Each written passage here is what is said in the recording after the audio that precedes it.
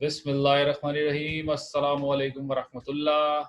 मैं हूं मोहम्मद ताहिर खान और आज बहुत बड़ी खुशी के दिन मैं अपने चैनल के साथ हाइलाइट्स ऑफ लाइफ के साथ हाजिर हूं। फैसल साहब, जी, मैं मोहम्मद फैसल अपने चैनल हरकत में है बरकत में आपकी खिदमत में हाजिर। आज तो भाई आज मैं बोलूंगा। मैं बोलूंगा। आज मैं बोलूंगा। खुशी। एक्चुअली वो गोविंदा का डायलॉग है ना, इतनी खुशी के नाक से बाहर आनी शुरू हो गई।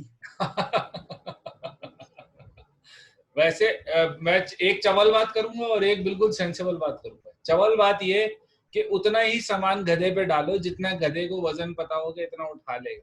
और गधा वजन हाँ, उठाने के लिए होता है, गधे को ये नहीं पता होता कि उसे किस डायरेक्शन में जाना।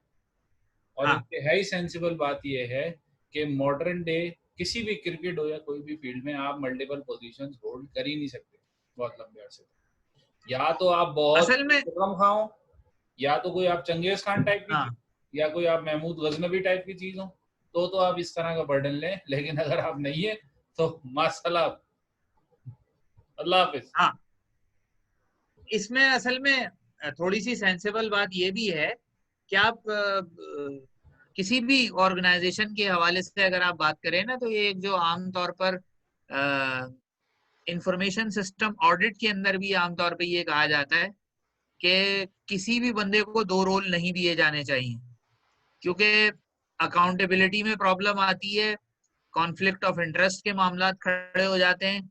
इस वजह से पहली यानी जो चंद शराइत होती हैं, उनमें से एक शर्त ये होती है कि कोई भी बंदा दो रोल प्ले नहीं करेगा। सही बात है वो लेकिन ये हम एक पहले वीडियो बना चुके हैं जिसमें हमने नाम दिया था पाकिस्तान सर्कस बोर्ड।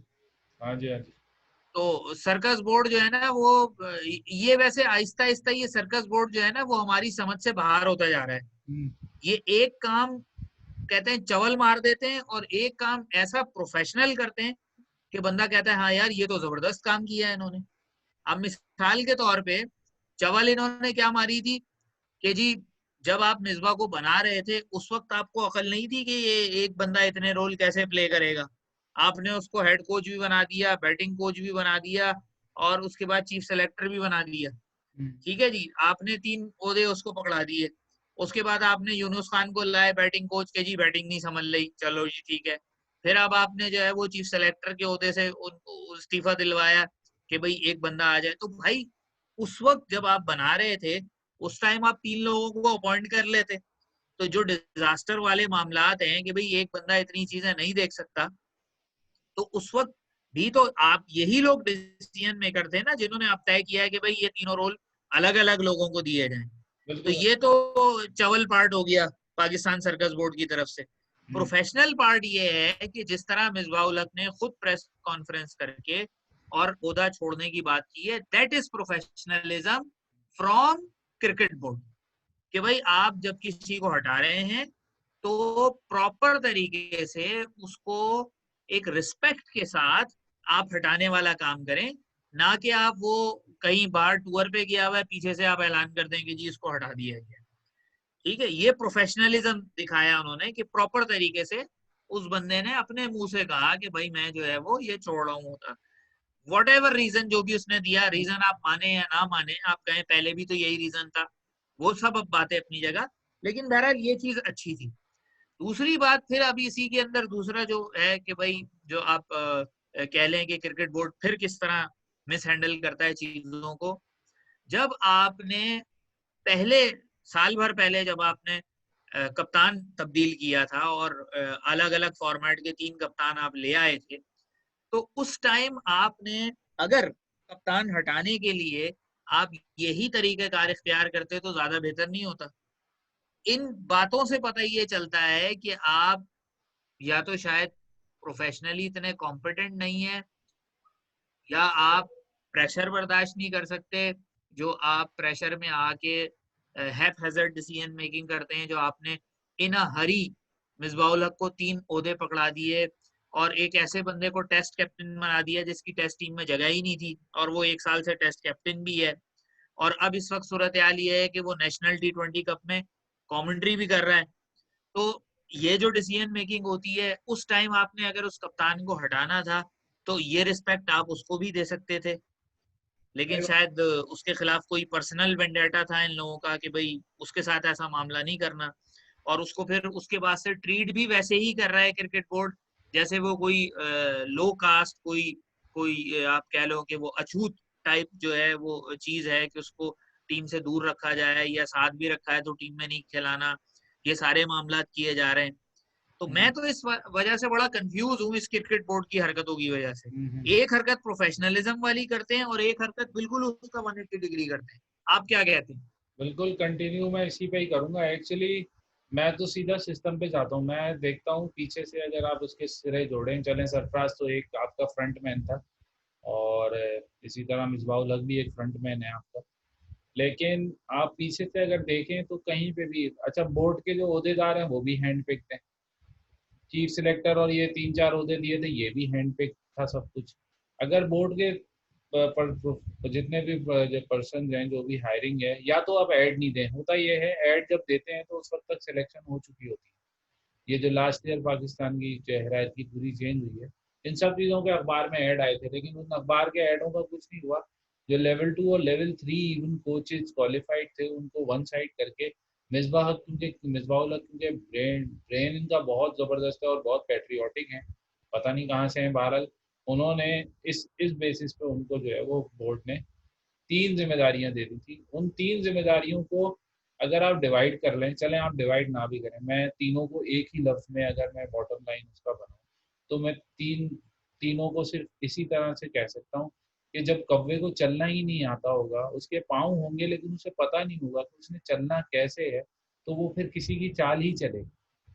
हमने किया ये, हमने चले मैं मान लिया डोमेस्टिक का सिस्टम चेंज कर दिया, सब चेंज का बटन दबा हुआ था कि चेंज कर दो, लेकिन हुआ सबसे बड़ा नुकसान उसको, पाकिस्तान क्रिकेट को बेसिकली नुकसान ये हुआ कि एक तो कंट्रोवर्सी हर सीरीज में रही मिसबाह उल हक के साथ। उस कंट्रोवर्सी का नुकसान क्या होता है, टीम बैलेंस नहीं होती, ड्रेसिंग रूम का माहौल बेहतर नहीं होता। जब आप खिंचे खिंचे रहेंगे तो आप परफॉर्म क्या करेंगे? फिर जब आपके ऊपर पहले ही सवाल हो तो आप उनके जवाब देंगे, या जो आप ग्राउंड में करने जा रहे हैं अब आप उनके जवाब देंगे? ये सब चीजें आप पीछे से अगर आप उनकी वो जोड़े सिरे सारे, तो आपको अंदाजा होगा कि अगर कंसिस्टेंसी रखी जाए सिलेक्शन में, किस चीज की सिलेक्शन में, मुझे जो सिलेक्ट करे वो भी कंसिस्टेंट हो, उसे जो सिलेक्ट करे वो भी कंसिस्टेंट, पीछे से एक सिचुएशन बनी हुई आए, जब टीम मैदान में जाए तो ये ना सवाल हो कि ये 15 में से 11 जो खेल रहे हैं 11 में से 3 क्वेश्चनेबल, जब वो परफॉर्म जब करेंगे पीछे हट जाएं। कोच, जब कोच को पता होगा कि यार क्वालिफाइड कोच है, मुख्तलिफ सिचुएशंस को हैंडल करना जानता है, लोग लड़कों को मैनेज कर सकता है, तो सवालात और कम हो जाएंगे। फिर जब कोच से पीछे जाएंगे हम बोर्ड की साइड, अब आप किसी को, हम इंग्लैंड से बुला के कर रहे हैं, एक 76 ईयर वाले को अकाउंटेंट को बोर्ड का चेयरमैन भी बना दिया आपने। वो बंदा अपनी लास्ट स्टेजेस में, उसके पास अब कुछ कमाने का जरिया कुछ और है ही नहीं, उसकी कोई विल ही नहीं कि मैं सुबह उठूँ ये काम करूँ वो काम करूँ कुछ ऐसा दिखाऊं। वसीम को इसलिए, वसीम इंग्लैंड चला जाएगा, हम वहीं हाथ के हाथ धरे धरे रह जाए। अभी जो बोर्ड का आइन आया है उसमें भी आप हाथ वहीं के वहीं है, क्रिकेटर्स को कोई फायदा नहीं है, क्रिकेट को कोई फायदा नहीं, सिर्फ पीछे जो पेंशनरीज और मराद लेने वाले उनकी भरमार बढ़ती चली जा रही है। सही है, बहुत से लोग शकील शेख से करते हैं, जाकिर खान से करते हैं, अभी जो रिसेंटली हारून रशीद जो है वो हटे हैं, तो उन सब ने मराद ली है ना, क्रिकेट को कोई फायदा नहीं। अगर आप पीछे से सिस्टम ठीक करेंगे तो ये जो 11 अभी खेल रहे हैं, चले मैं 11 तो बहुत एक फिक्स हो जाती है, कम से कम आप 18 का बेंच अभी भी मिसबा, अगर कहते हैं ना जैसे ऑस्ट्रेलिया में बात चल रही है कि न्यूजीलैंड और साउथ अफ्रीका का टूर सेम टाइम करना है, तो बाहर 18 प्लेयर यहाँ होंगे, 18 प्लेयर साउथ अफ्रीका गए हुए।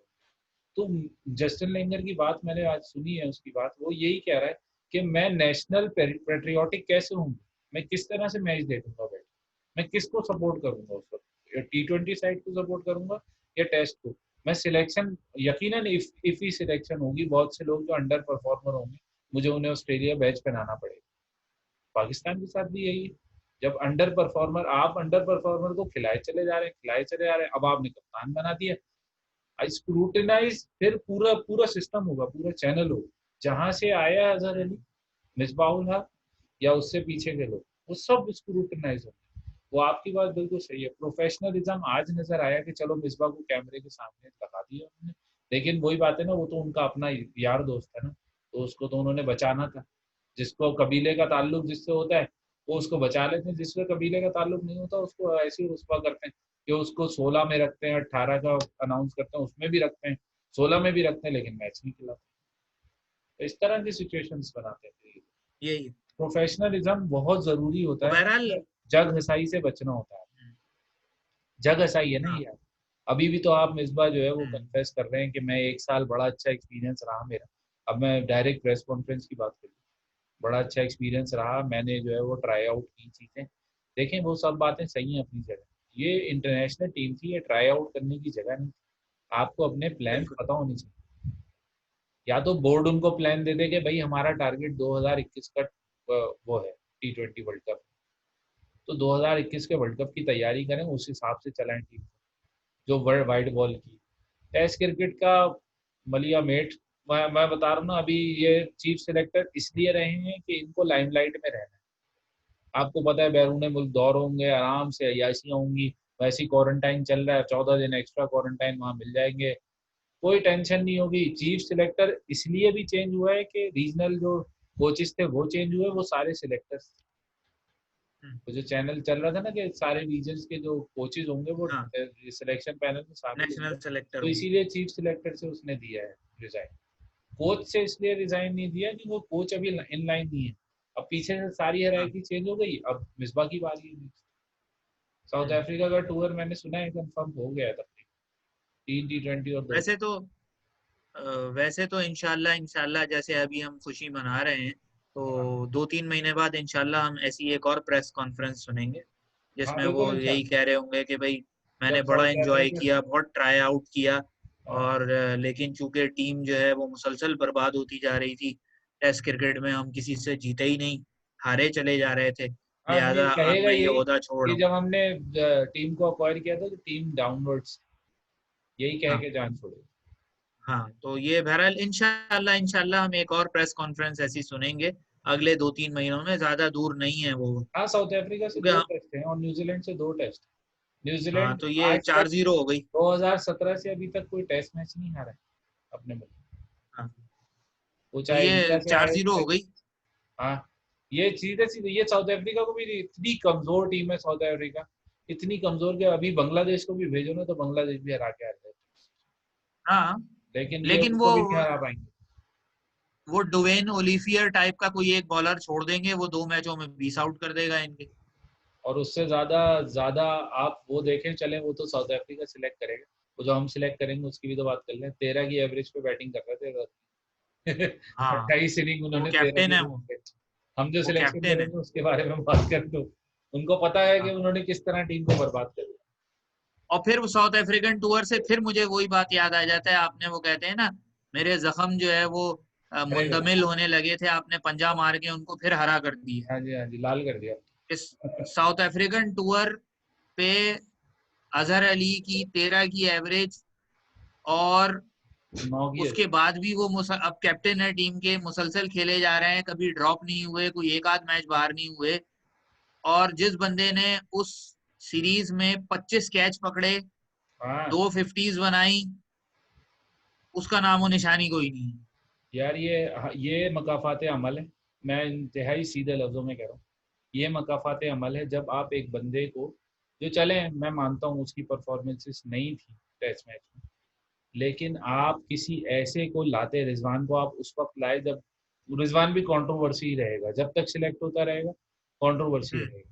आप हम्म। पाकिस्तान में कल्चर डेवलप करें हम्म। मुकाबले का, आप ओपनर्स के साथ ओपनर्स को लगाएं, आप मिडिल ऑर्डर के हम्म। साथ मिडिल ऑर्डर वाले को लगाएं, आप उनके पीछे दोस्तियां बनाएं, आप उनकी कंपटीशंस बढ़ाएं, आप उनको साथ बिल्कुल। मौका दें खेलने का, डोमेस्टिक सर्किट में साथ खिलाएं, उनकी पार्टनरशिप बनाएं, उनको पता हो कि मैं इंटरनेशनल पे भी इसी के साथ खेलूंगा, मुझे बिगाड़नी नहीं, हम्म। मेरा रूम भी इसके साथ शेयर करना है, मैंने खाना भी इसके साथ खाना है। ये होता है टीम बिल्डिंग का काम। टीम बिल्डिंग इसी तरह होती है कि मैं सुबह उठूं और मैंने यार मेरे रूममेट से ज्यादा मुझे जो है ना वो फिटनेस ट्रेनिंग ट्रेनिंग रिजीम करनी है, आज 10 मिनट पहले उठ के जाऊंगा, 15 मिनट पहले उठ के जाऊंगा, 300 मीटर 400 मीटर ज्यादा भागूंगा, मतलब अपने आप को किसी ना किसी तरह उस लेवल पे लेके आऊंगा कि मैं जब रात में घर पे आऊं या रूम पे आऊं तो मैं उससे चढ़ के भागूं। ये चीज डेवलप करनी होगी हमें, किसी कोचिंग की जरूरत नहीं पड़ी, पाकिस्तान हमेशा स्किल से ही खेलता है। कोचिंग बहुत ज्यादा हो गई है तो मीडियम पेसर्स बन गए सारे, आते हैं लाइन में हाँ लेफ्ट पे बॉलिंग करते हैं और टीम को समझते हैं कुछ जितवा देंगे। पाकिस्तान की टीम हमेशा फ्लेयर से खेली है और ये फ्लेयर को मिनिमाइज कर, ये जितना मिनिमाइज कर रहे हैं, क्यों कर रहे हैं, क्योंकि पिछले 15-16 सालों में जो कप्तान रहे हैं हमारी टीमों के, उन सब का डिफेंसिव माइंडसेट था। मैं इंजमामुल हक से शुरू कर, बिल्कुल सही है, सलमान बट और इंजमामुल हक, सलमान बट तो चले बहुत कम टीम के लिए रहा, लेकिन इंजमामुल हक के बाद आए थे यूसुफ, यूसुफ के बाद यूनुस ने की कप्तानी, फिर मिसबाउल हक आए, शाहिद आफरीदी आए, सलमान बट आए, इन सब की अगर शाहिद आफरीदी और सलमान बट को माइनस कर दें, सब डिफेंसिव माइंडसेट के कप्तान थे। बिल्कुल डिफेंसिव माइंडसेट, मिसबा ने अभी प्रेस कॉन्फ्रेंस में कहा था, मिसबा डिफेंसिव माइंडसेट ये होता है कि आप 3 प्लेयर एक साथ वो ना करा दें, थर्ड T20 में 3 प्लेयर उन्होंने खिलाए थे, सही है, तो वो कह रहे थे ये अटैकिंग माइंडसेट, अच्छा जबकि मेरे ख्याल से अटैकिंग माइंडसेट ये होता है कि जो आप खिला रहे हो वो पहले से इतने इक्विप्ड स्किल्ड हो कि वो फ्लेयर के साथ आए और मैच जितवा के, ना कि बिल्कुल 3 सिलेक्ट करके आपने हमारे ऊपर ऐसा। बिल्कुल। सर बस यही सबसे अहम बात है। दूसरी जो बात मैं अभी करना चाह रहा था यही T20 वगैरह के हवाले से, कि मिसबाउल हक का जाना बहरहाल मेरा ख्याल है कि हमारे लिए अच्छा ही साबित होना चाहिए, क्योंकि जो डिफेंसिव माइंडसेट वो इस क्रिकेट में ले आए हैं उसको निकालना बड़ा मुश्किल है।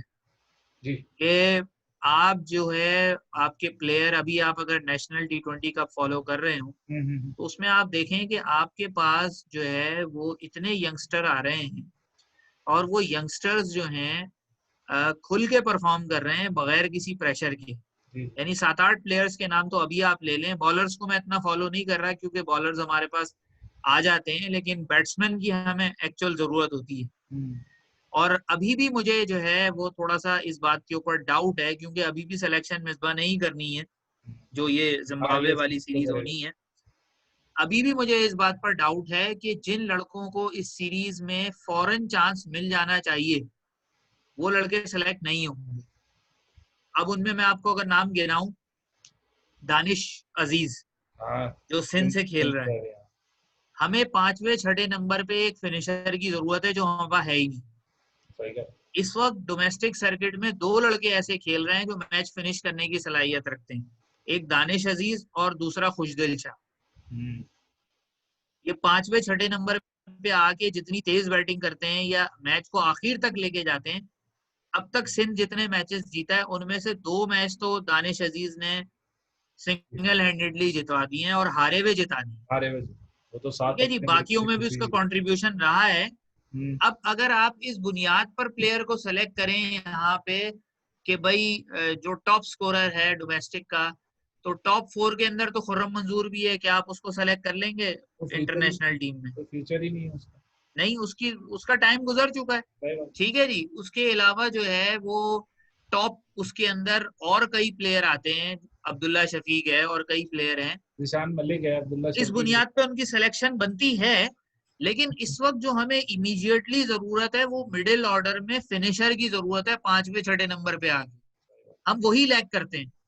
फिर एक और चीज जो नोटिसेबल है कि इस वक्त जो हमारा पूरा, मैं अभी इस हवाले से एक बात और करूंगा, पहले ये बात मुकम्मल करूं। इस वक्त जो हमारा पूरा मीडिया है या जितने भी सहाफी हजरात हैं वो इस वक्त बड़ी नाइंसाफी कर रहे हैं आजम खान के साथ। हाँ आजम खान जिस तरह की क्लीन हिटिंग करता है, ये बात मुझे अच्छी तरह याद है 3 साल पहले कोयटा के जो ओनर है नदीम उमर साहब, उस वक्त आजम खान जो है वो नहीं खेल रहा था कोयटा की टीम में, रिजर्व प्लेयर था, या वो जो क्या कहते हैं वो इमर्जिंग भी नहीं, मर्जिंग दूसरा है। प्लेयर जो होता है, हम्म, हाँ, जो बाहर बैठा हुआ होता है, वो उस कैटेगरी के अंदर था। तो लोग पूछते थे कि भाई आपने इसको क्यों रखा हुआ है, मोइन खान का बेटा है इसलिए रखा हुआ है। तो नदीम उमर की 3 साल पहले की स्टेटमेंट थी कि मोइन खान कभी अपने बेटे की खुद तारीफ नहीं करेंगे। मैं आपको कहता हूं जिस दिन इस लड़के को आपने बैटिंग करते हुए देखा आप क्रिस गेल को भूल जाएंगे। हाँ खैर उन्होंने तो थोड़ा आप कह लें कि वो एग्जैजरेट किया, लेकिन उस लड़के के अंदर, उस बच्चे के अंदर ये क्वालिटी मौजूद है कि वो इतनी क्लीन हिटें मारता है और इतने सुकून से मारता है कि आप उसके ऊपर थोड़ा सा टाइम इन्वेस्ट करें, वो चौथे, पांचवें, छठे किसी भी नंबर पर जो है ना, आप कह लें कि 2 से 3 ओवर में मैच पलट देने वाला प्लेयर है। लेकिन इस वक्त मुझे ये लगता है कि वो इताब का शिकार है, क्योंकि उसका बाप जो है इस वक्त जो भी सेटअप चल रहा है उस सेटअप में शायद पसंदीदा लोगों में शुमार नहीं होता, इसलिए उसकी सिलेक्शन पे मेरा ख्याल है गौर भी नहीं होगा। बिल्कुल, वो और आप ज्यादा से ज्यादा ये होगा जी जी कि हैदर अली जो है वो सेलेक्ट हो जाएंगे। वो तो बहरहाल पिछले मैच में परफॉर्म किया था उसने, और इसके अलावा एक दो मुश्किल से कोई और प्लेयर शायद सेलेक्ट हो, शायद कहीं ओपनिंग पे किसी को खिला लें, मिडिल ऑर्डर में किसी एक को खिला लें। इसके अलावा मुझे नहीं लगता कि ये कोई ऐसा काम नहीं, करें कि 5-6 नए लड़कों को चांस दे दें जिन्होंने डोमेस्टिक में परफॉर्म किया। आप अभी ये जो ऑन गोइंग है आप इनसे निकालें। मेरा तो यही सिंपल क्राइटेरिया रहता है, जब आप फूल आप जब भी तोड़ते हैं ना यार, जब वो पूरा खेल चुका हो, उसने लेवल पे हाँ परफॉर्म कर लिया परफॉर्म उसने, अब उसका कॉन्फिडेंस बूस्ट कराना है। डोमेस्टिक का हाँ परफॉर्मर है, लोकल मैच होगा, पाकिस्तान में मैच हो रहा है, करा दो कॉन्फिडेंस बूस्टर। हाँ जो लोग बिल्कुल। और बाबर आजम को एवरेज ठीक करनी है वो खेल लें अपनी ओपनिंग में। ये तो हम जो लकीर के फकीर हैं वो हम चलेंगे हम इसी तरह कि बाबर आजम को एवरेज और बेहतर करानी है, आप उसको खिला दें। आपको लगता है कि अगर फखर बिल्कुल। जमान बाबे को मारेगा उसको भी खिला दें। वो अगर आपने उसी तरह हाँ क्राइटेरिया, वही 2020 की सोच तो सोचनी नहीं है ना, 2095 की सोच सोचनी है आपने, 2000 की सोच करें ये आप कि अभी जो डोमेस्टिक इवेंट चल रहा है आप उसमें हर नंबर के प्लेयर को बता दें कि भाई ये नंबर है ना इंटरनेशनल टीम में, ये नंबर खाली है, इसको हाँ परफॉर्म करके दिखा दो तो आ जाओ टीम में। आप उनको कोई लाइन दे दें, कोई शाइनिंग स्टार बता देंगे इसको छूना है भाई आपने, आपकी सिलेक्शन पक्की है। एक ही तरह के प्लेयर जमा करेंगे, मुझे पता है ना। फिर उसमें होगा ये कि इनको खिलाना खिलाना भी है सबको यकीन है। फिर आप खिला नहीं सकते क्योंकि बाबर आजम ने अगर परफॉर्म करना है, अगर वर्ल्ड कप की बात करें तो वर्ल्ड कप में 6 टीमें तो अच्छी होंगी नहीं, कम से कम 3 टीमें हल्की होंगी। रन उस पर बना देने बाबर ने, एक दो अच्छी टीमों के खिलाफ बना लेगा, वो अपना स्पॉट नहीं छोड़ेगा। लेकिन अगर कहीं इंजरी हो जाए तो आप दो जगह पर लैग करें, कप्तान भी चला गया, ओपनिंग बैट्समैन भी चला गया, हम्म सही है ना। आप दो हम्म जगह की लैकिंग वो फिर आप कैसे पूरी करेंगे? वो ऐसे पूरी करेंगे जब ऐसी सीरीज कोई आए जिसमें अभी इतनी ज्यादा स्ट्रॉन्ग टीम नहीं होगी, आप सारे नंबर के प्लेयर पूरी जो 6 टीमें उनमें बता दें कि इन नंबर की पोजीशन खाली है, इन नंबर पे इन प्लेयर्स को ट्राई करो। अगर सब कुछ वो है ना तो यूनानिमस है ना, मतलब बोर्ड बता रहे हैं ना कि आप कोचेस कौन है, ये सब चीजें बता रहे हैं, तो बोर्ड बता देगा भाई ये टीम में सिलेक्शन की प्रॉब्लम है, आप इन पोजीशन पे खिलाएं। हम्म। इतनी अगर इनोवेटिव हो तो पता नहीं हम कहाँ से खैर। अच्छा, एक जी, सवाल मैं और पूछना चाहता हूँ, शायद आपके पास इसका जवाब हो। हम्म, ये एक फेसबुक के ऊपर पेज है, पाकिस्तान क्रिकेट टीम का ऑफिशियल पेज है जी जिसको जी पीसीबी चलाता है। ऑफिशियल। ठीक है। मैं हमारे एक दोस्त हैं माजिद खान, हम्म, ठीक है, वो मेरे साथ ये अमूमन पोस्ट शेयर करते रहते हैं। तो पहले तो मैंने इतना गौर नहीं किया, लेकिन मैंने कोई पिछले 1-2 हफ्ते में जो उन्होंने मुझे इस पेज की पोस्ट मेरे साथ शेयर की हैं, तो मुझे ये पता नहीं क्यों फील हो रहा है कि इस पेज को चलाने वाला जो है ना, वो कोई ऐसा बंदा है जिसके फेवरेट्स के अंदर कामरान अकमल, अजहर अली, वहाब रियाज, इस तरह के लोग हैं। वेटरन ही होगा। क्योंकि बजाय इसके, यानी अभी अभी मैं आपको ये वीडियो मैं शेयर कराता हूँ, तो ये वीडियो में भी इसका हिस्सा बन जाएगा। अब जरा आप ये वाली पोज देखिए। हाँ ठीक है जी। हाँ जी एक ये पोस्ट हो गई, अजहर अली के 302। ठीक है ऑन जी। दिस डे है ना ये तो। हाँ, फिर ये देखिए आप। हम्म, जी जी बिल्कुल। मैं जो है इस बात पर हैरान हूं कि इसी तरह एक पोस्ट और आई थी काफी दिनों पहले जिसमें वहाब रियाज की पता नहीं कितनी विकेटें हो गई हैं T20 में। तो रात वो इस तरह, मैं इस बात पे हैरान हूं कि क्या हमारी क्रिकेट में इनके अलावा और किसी ने कुछ अचीव नहीं किया। भाई प्रॉब्लम जिस पता है क्या बंदे है? ने जिस बंदे ने एज ए कैप्टन जो है वो आपको इतने टूर्नामेंट जिताए हैं डोमेस्टिक लेवल पे भी, इंटरनेशनल लेवल पे भी, उसकी अपनी क्या कोई अचीवमेंट नहीं? हमारे या यहाँ और जो प्लेयर खेल रहे हैं या इनसे पहले गए हैं या जो इन आउट होते रहते हैं, ये जो और मिसाल के तौर पर जो प्लेयर हैं जिनके स्टैटिस्टिक्स इतने बड़े नहीं हैं क्योंकि वो खेले नहीं है, मिसाल के तौर पर जितना वहाब रियाज को खिलाया गया है इतना जुनैद खान को खिलाया जाता तो जुनैद खान के स्टैटिस्टिक्स आमिर और वहाब रियाज दोनों से ज्यादा हैं, ज्यादा बेहतर स्टैटिस्टिक्स होते। लेकिन मुझे इस पेज पर लगता ये है कि ये जो है वो सिर्फ एक खास कबीला है, उसके लोग चला रहे हैं क्योंकि उनकी नजर में यही लोग अचीवर हैं, इन्होंने ही अचीव किया है क्रिकेट में। कबीले की बात जो है ना बिल्कुल 100% चाहिए। मैं सिर्फ एक चीज बता दूंगा, आप अपने मुल्क का प्रोडक्ट या समझ लें कि जिसने आपको कुछ अचीव करके दिया है, आप अभी देखें नेशनल T20 कब हो रहा है, ये बड़ा एक्साइटमेंट हो रहा है, परफॉर्मेंसेस हो रही हैं, एक्साइटिंग मैचेस हो रहे हैं। किसी भी इंटरनेशनल जो साबिक स्टार है कोई भी आप देखें, शायद मियां यादव कोई भी, किसी ने कोई ट्वीट कोई उसकी प्रमोशन नहीं। वसीम अकरम सिर्फ कमेंट्री सेकंड हाफ में करने आए, वो सिर्फ उसकी थोड़ी क्योंकि वो मौजूद है इसलिए वो बात कर रहा है। इसके अलावा कहीं आपको नहीं नजर आएगा। सब वो लोग PSL अभी होने लगेगा, सब जो है वो उभर के सामने आ जाएंगे। उन्हें पता है इंटरनेशनल ऑडियंस आएगी, पैसा आएगा, वीडियोस बनाओ, ये करो वो करो।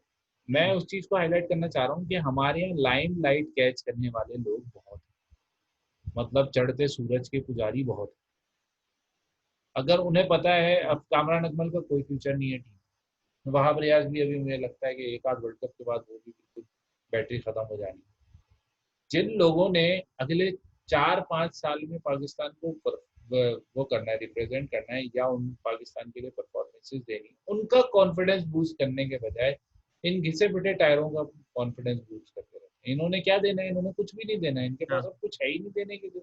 उनका कैरियर पीछे चला गया, उन्होंने बेस्ट डेज अपने गुजार लिए हैं सारे। जो हमारे यहाँ लैग कर रही है चीज, अब एक हार्दिक पांड्या को अगर आप देखें इंडिया के, तो वो जिस बैकग्राउंड से आया था उस वक्त उसको शायद फोन भी नहीं पकड़ना आता होगा स्मार्ट। आज उसकी अपनी एक यार्ड है,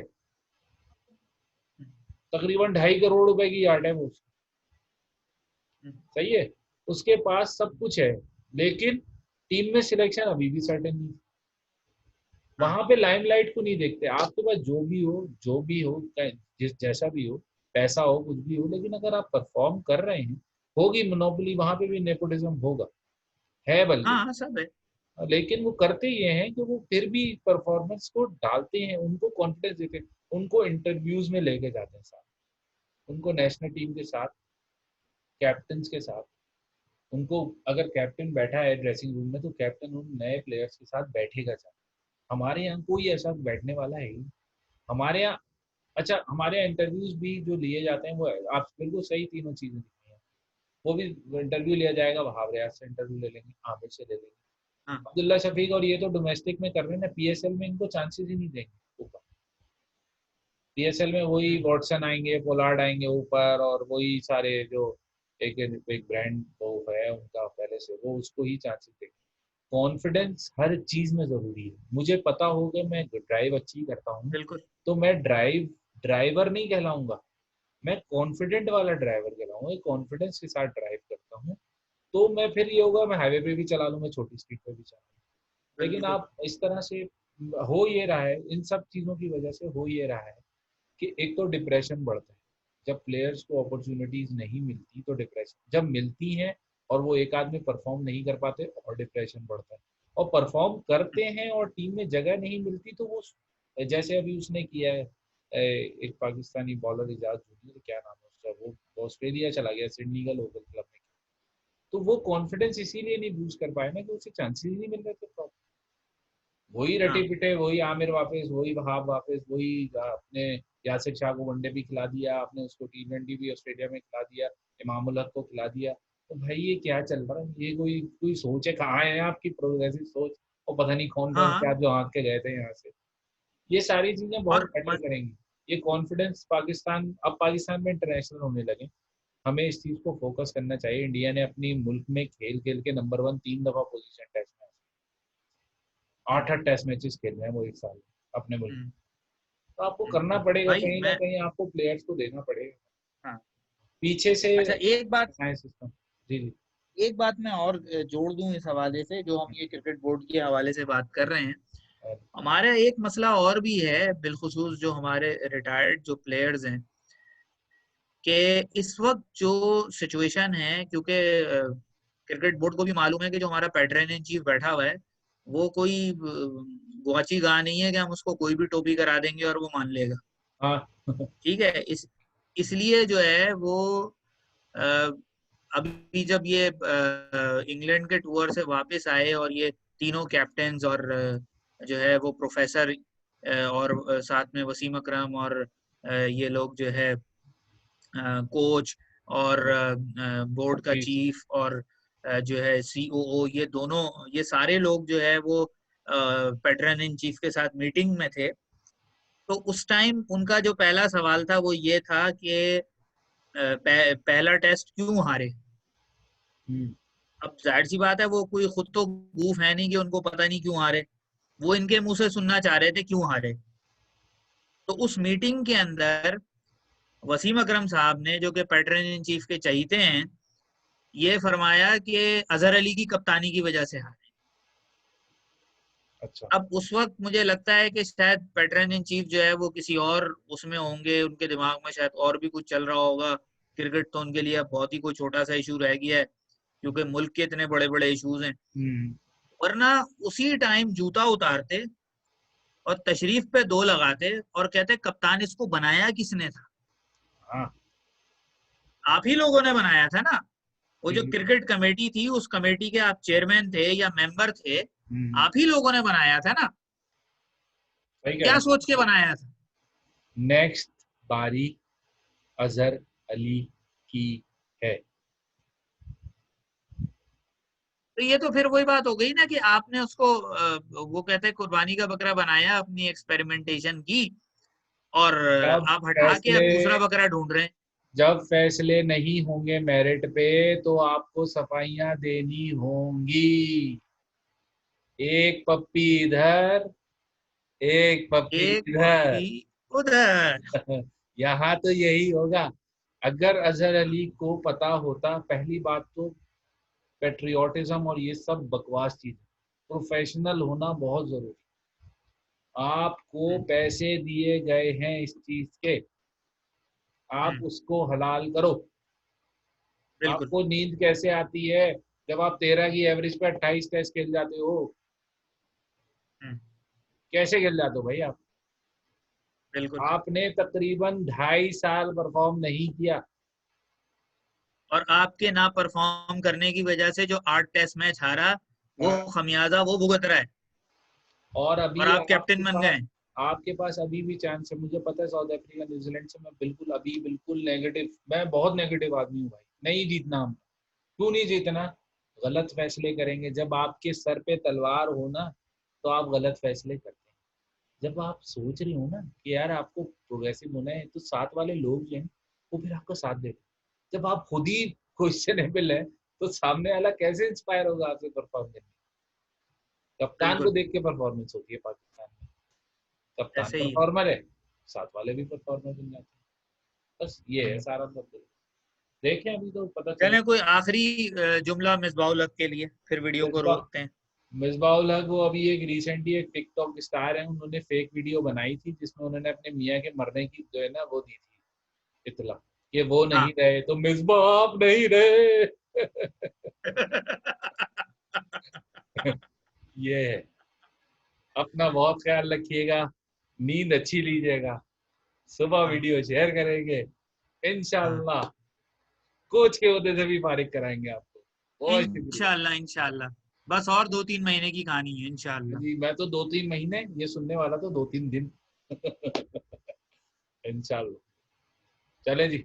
वीडियो दो को। तीन दिन की हम दुआ कर सकते हैं। हाँ जी। क्योंकि अभी पता है मसला ये है कि ये सारी बात वही है ना।